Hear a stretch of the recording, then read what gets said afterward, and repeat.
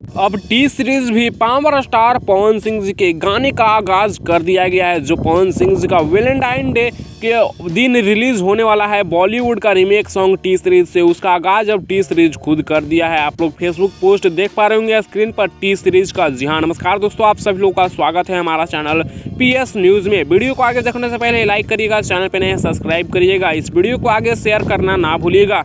दोस्तों देख सकते हैं यहाँ टी सीरीज कुछ पोस्ट डाला है, something a few words from the special one can give you butterflies. जी हाँ दोस्तों, आप लोग यहाँ पे देख सकते हैं और हैशटैग फील दी प्यार लिखा हुआ है।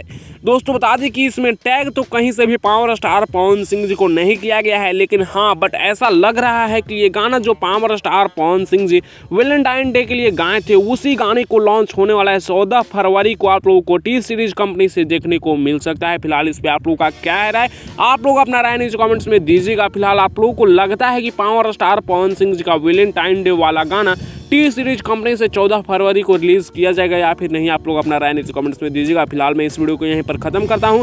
वीडियो कैसा लगा नीचे कमेंट्स में बताइएगा। अपडेट पसंद आया होगा तो लाइक शेयर सब्सक्राइब करिएगा। ऐसी और पावर स्टार पवन सिंह से जुड़ी लेटेस्ट वीडियो देखने के लिए चैनल को सब्सक्राइब जरूर करिएगा।